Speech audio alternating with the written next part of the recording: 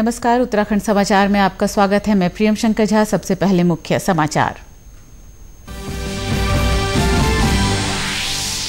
नई शिक्षा नीति को मिली मंजूरी। स्कूली शिक्षा उच्च शिक्षा में हुआ बड़ा बदलाव। स्कूली शिक्षा में मनपसंद विषयों को चुनने की मिली सुविधा, तो उच्च शिक्षा में मल्टीपल एंट्री और एग्जिट की मिली अनुमति।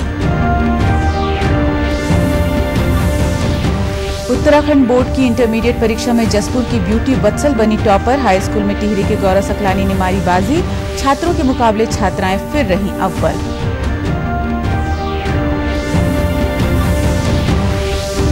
मुख्यमंत्री की अध्यक्षता में आज कैबिनेट ने लगाई कई अहम फैसलों पर मुहर। एनआईटी को रेशम विभाग की 8 हेक्टेयर भूमि दी जाएगी निःशुल्क।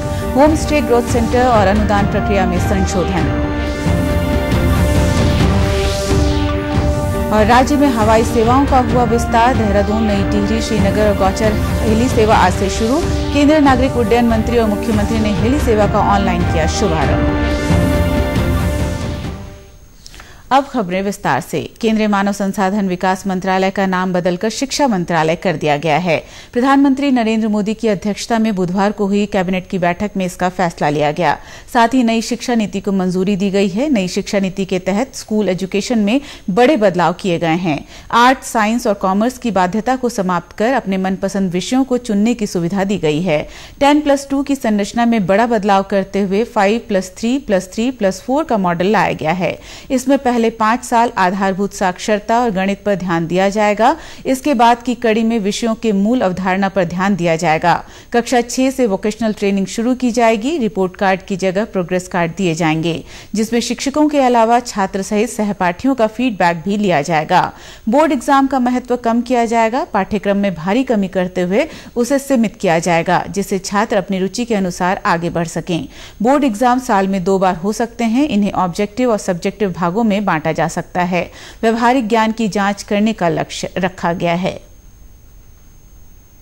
दूसरा जो एक बहुत बड़ा इसमें निर्णय है वो है कि जो बुनियादी शिक्षा होती है, जो बच्चे 6 से 9 वर्ष के होते हैं, जो कक्षा 1 से 3 में पढ़ते हैं, उनके लिए बेसिक लिटरेसी यानी कि साक्षरता, बेसिक न्यूमरेसी जो संख्या ज्ञान होता है, इन दोनों चीजों के ऊपर फोकस करते हुए एक नेशनल मिशन सेटअप किया जाएगा जो सिर्फ इस चीज के ऊपर फोकस करेगी और पूरे देश के बच्चों की ट्रैकिंग करके वो बच्चे कक्षा 3 तक फाउंडेशनल लिटरेसी और न्यूमरेसी को अचीव कर लें, ये उसका ऑब्जेक्टिव रहेगा।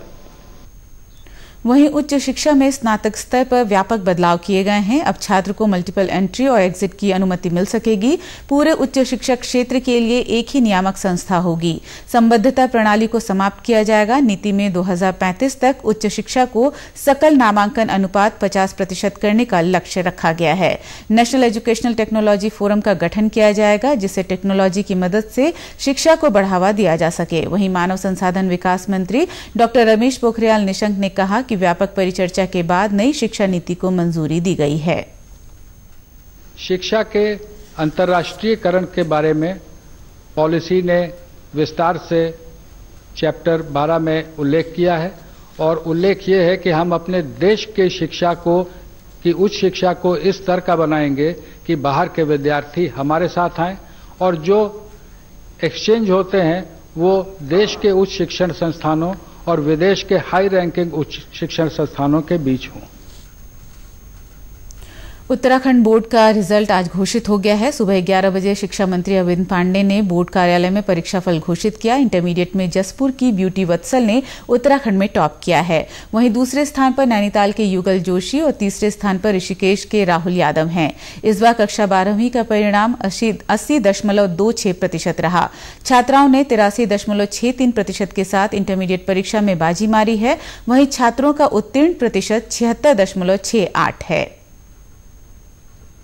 हमारे बोर्ड ने, हमारे अधिकारियों ने बहुत बड़ी एक सामूहिक प्रयास किया और बड़े मन के साथ इन्होंने काम किया और जो बचे हुए एग्जाम थे उनको भी कराया और बहुत जहां पहले कॉपियों को जांचने में, परीक्षा फल देने में कम से कम 1.5-2 महीने का समय लगता था, इसको 15 दिन में एक चुनौती मान के इसको परीक्षा फल घोषित किया। मैं इनको बधाई देता हूँ और मैं आपके माध्यम से मैं उत्तराखंड विद्यालय शिक्षा के समस्त बच्चे जो आज उत्तीर्ण हुए हैं, मैं अपनी तरफ से, सरकार की तरफ से और अपने माननीय मुख्यमंत्री जी की तरफ से मैं सभी बच्चों को बहुत बहुत शुभकामना देता हूँ, उनके उज्जवल भविष्य की कामना करता हूँ। अच्छा लगा, जैसा हमने एक्सपेक्ट की थी वैसे हमें परिणाम मिला है और ये हम चाहते हैं कि जैसा बच्चे मेहनत करें उससे ज़रूर वो परिणाम मिलना चाहिए। हर रोज़ थोड़ा थोड़ा पढ़ना, थोड़ा थोड़ा स्टडी करना, उसे अच्छे से समझना, कोई टॉपिक ना समझ में आए तो उसे बार बार लिख कर देखना, हर चीज़ को डीपली मतलब अंदर से समझना, तब जाके उसको लिख कर देखना और पढ़ना रोज एंड पढ़। हाई स्कूल में टिहरी के गौरव सकलानी ने उत्तराखंड में टॉप किया है। दूसरे स्थान पर काशीपुर की जिज्ञासा और तीसरे स्थान पर पौड़ी गढ़वाल की शिवानी रावत हैं। बोर्ड सचिव ने बताया कि इस वर्ष हाई स्कूल में 1,47,588 और इंटर में 1,19,216 परीक्षार्थी शामिल हुए। इसका श्रेय सबसे पहले हम अपने विद्यालय सरस्वती विद्या मंदिर इंटर कॉलेज नई टिहरी के प्रधानाचार्य, हमारे सभी आचार्य और अपने पेरेंट्स को देना चाहूँगा, क्योंकि हर परीक्षाओं के बाद हमारी काउंसलिंग सही से करवाई, हमारी कमियों को बताया कि कहाँ पे आपकी ये कमी है, उसको दूर करने के लिए बताया, चाहे मासिक परीक्षा हो चाहे अर्धवार्षिक परीक्षा हो। और उसके बाद हमारे पेरेंट्स जिन्होंने हमें घर में वो सही वातावरण दिया जिससे हम अपनी पढ़ाई को सही से कर पाए। हमारे विद्यालय में सिखाया जाता है कि राष्ट्र सेवा और देश सेवा सबसे पहले सिखाई जाती है, तो मैं इंजीनियरिंग के क्षेत्र में जाना चाहता हूँ और उससे राष्ट्र सेवा करना चाहता हूँ। वहीं मुख्यमंत्री त्रिवेंद्र सिंह रावत ने उत्तराखंड बोर्ड की 10वीं और 12वीं की परीक्षा में सफलता प्राप्त करने वाले प्रदेश के सभी छात्रों को बधाई और शुभकामनाएं दी हैं। संयुक्त अरब अमीरात से उड़ान भरने वाले भारत के 5 राफेल विमान आज भारत के अंबाला एयरबेस पर पहुंच गए हैं। यूएई से उड़ान भरने के थोड़ी ही देर बाद राफेल विमान के एक पायलट ने पश्चिमी अरब सागर में तैनात भारतीय नौसेना के युद्धपोत आईएनएस कोलकाता से संपर्क स्थापित किया। आईएनएस कोलकाता ने राफेल लड़ाकू विमान के पायलट का हिंद महासागर में स्वागत किया। आपको बता दें कि मंगलवार को फ्रांस से 5 राफेल विमानों ने उड़ान भरी थी, जिसके बाद ये यूएई में फ्रांस के एयरबेस पर रुके थे। भारतीय वायुसेना प्रमुख air chief marshal RKS Bhadauria ने अंबाला हवाई अड्डे पर इन राफेल लड़ाकू विमानों की आगवानी की। 5 विमानों में 3 सिंगल सीटर और 2 टू सीटर विमान शामिल हैं। इन्हें भारतीय वायुसेना में इसके 17वें स्क्वाड्रन में शामिल किया जाएगा। भारत और फ्रांस के बीच 36 राफेल विमानों की डील हुई है, जिसमें से 5 राफेल भारत को मिल गए हैं। भारतीय पायलट पिछले 1 साल से फ्रांस में ही इन विमानों को उड़ाने से लेकर इनसे जुड़ी तमाम तरह की ट्रेनिंग ले रहे थे, जो अब पूरी तरह से प्रशिक्षित हो चुके हैं और 7 पायलटों की टीम इन विमानों को लेकर पहुंची है। मुख्यमंत्री त्रिवेंद्र सिंह रावत की अध्यक्षता में आज सचिवालय में कैबिनेट बैठक हुई, जिसमें 30 बिंदुओं पर चर्चा की गई। शासकीय प्रवक्ता मदन कौशिक ने कैबिनेट के फैसलों की जानकारी दी। उन्होंने बताया कि मुख्यमंत्री उत्तराखंड युवा पेशेवर संशोधित नीति लाई जाएगी।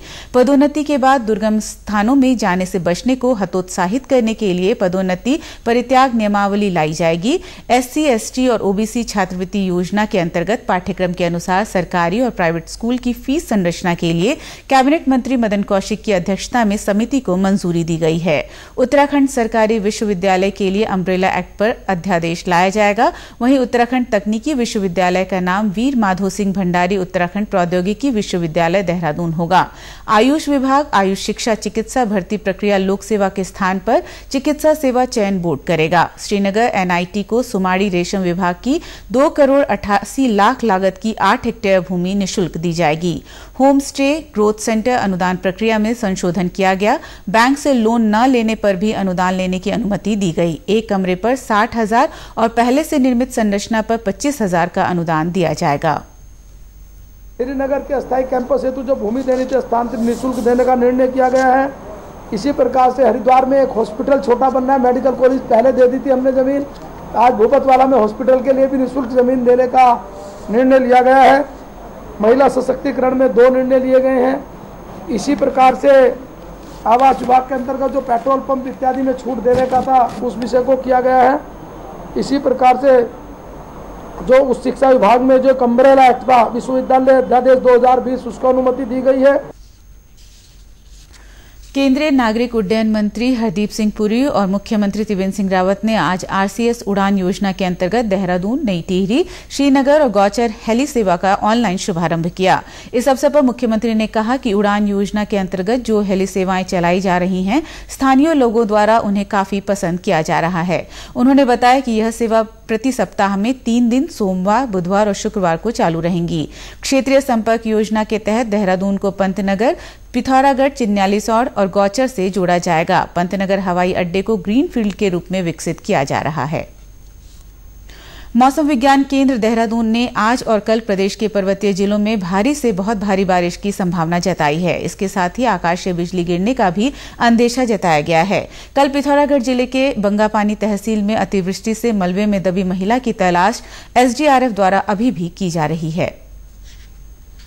मौसम के दृष्टिगत जगह जगह पर अतिवृष्टि की घटनाएं सामने आ रही हैं, जिस क्रम में काफी दुर्भाग्यपूर्ण घटना जो पिथौरागढ़ में घटित हुई, उसमें लगातार एसडीआरएफ की टीमों के द्वारा राहत और बचाव कार्य किया जा रहा है। हमारी डॉग स्क्वाड की टीमें भी वहां पर लगातार खोज और बचाव अभियान में लगी हुई है। इसके अतिरिक्त जो अन्य एजेंसीज है, एनडीआरएफ है, जिला पुलिस है, होमगार्ड्स है, उनका भी हमें लगातार समन्वय सहित हमारे ऑपरेशन अंजाम दिए जा रहे हैं। समय समय पर जो अतिवृष्टि के कारण मानसून के सीजन के दृष्टिगत जगह जगह पर जो लैंडस्लाइड्स की घटनाएं हैं और संपूर्ण राज्य के विभिन्न जनपदों में पेड़ों के गिरने की घटनाएं, तो उन सभी छोटी बड़ी घटनाओं में तत्काल एसडीआरएफ की टीमें घटनास्थल पर पहुंच के उनके द्वारा अपनी तरफ से जो बेहतर राहत और बचाव कार्य का रेस्क्यू का संपादन किया गया।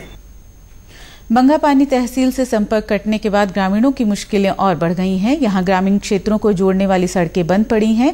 इसकी एक बानगी चौना गांव में देखने को मिली, जहां एक प्रसूता को डिलीवरी के लिए ग्रामीणों ने डोली के माध्यम से 8 किलोमीटर का सफर तय किया। मदकोट के स्वास्थ्य केंद्र में प्रसूता ने एक स्वस्थ बच्चे को जन्म दिया। वहीं बागेश्वर जिले के कपकोट क्षेत्र में लगातार भारी बारिश होने से सरयू नदी उफना गई है। वहीं भारी बारिश से 2 मकान क्षतिग्रस्त हुए हैं। प्रशासन ने प्रभावित परिवारों को अन्य स्थानों में शिफ्ट कर दिया है। लगातार हो रही बारिश से जिले में 1 राज्य मोटर मार्ग और 21 ग्रामीण मोटर मार्ग बंद हो गए हैं। कल शाम कपकोट के बालीघाट धर्मघर सड़क पर उडियार नामक स्थान पर कलमट ध्वस्त हो गया, जिससे वहां से गुजर रही एक कार क्षतिग्रस्त होकर कलमट में समा गई। गनीमत यह रहा कि कार में सवार 4 लोग कलमट धंसने का अंदेशा होने पर कार से सुरक्षित बाहर आ गए थे। सरयू नदी किनारे बागनाथ मंदिर के पास के सभी घाट पानी में डूब गए हैं। सरयू नदी खतरे के निशान तक पहुंच गई है। इधर प्रशासन लगातार लोगों को अलर्ट करने के साथ ही अवरुद्ध मोटर मार्गों को खोलने में लगा हुआ है। बारिश से हमारी टोटल 22 सड़कें बंद है। इसमें एक हमारा एसएच है, बाकी 21 हमारे ग्रामीण मोटर मार्ग हैं और इनको खोलने के लिए भी प्रयास किए जा रहे हैं। और एक हमारा बालीघाट रीमा मोटर मार्ग है, जहाँ पे कॉजवे टूटने से कल एक गाड़ी भी वहाँ पे फंस गई है, तो उसको भी जेसीबी से निकालने का प्रयास किया जा रहा है। 2 मकान हमारे और क्षतिग्रस्त हुए हैं। मकानों जो क्षतिग्रस्त हुए हैं उनको प्रभावित परिवार को भी दूसरी जगह शिफ्ट किया गया है। अभी हमारे पास IMD से भी अलर्ट आया है, जिसमें आज भी भारी बारिश का अलर्ट बता रखा है बागेश्वर जनपद के लिए। तो हमारी सभी तहसील थानों को, संबंधित विभागों को, सभी को अलर्ट किया गया है। वहीं मुख्यमंत्री त्रिवेंद्र सिंह रावत ने कहा कि उत्तराखंड प्राकृतिक आपदा की दृष्टि से अति संवेदनशील राज्य है। उन्होंने कहा कि बचाव एवं राहत कार्यों में स्थानीय प्रशासन और जन सहयोग के साथ साथ उत्तराखंड एसडीआरएफ महत्वपूर्ण भूमिका निभा रही है।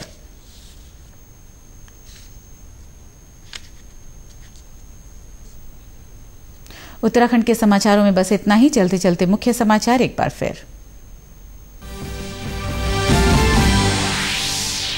नई शिक्षा नीति को मिली मंजूरी। स्कूली शिक्षा, उच्च शिक्षा में हुआ बड़ा बदलाव। स्कूली शिक्षा में मनपसंद विषयों को चुनने की मिली सुविधा, तो उच्च शिक्षा में मल्टीपल एंट्री और एग्जिट की मिली अनुमति। उत्तराखंड बोर्ड की इंटरमीडिएट परीक्षा में जसपुर की ब्यूटी वत्सल बनी टॉपर। हाई स्कूल में टिहरी के गौरव सकलानी ने मारी बाजी। छात्रों के मुकाबले छात्राएं फिर रहीं अव्वल।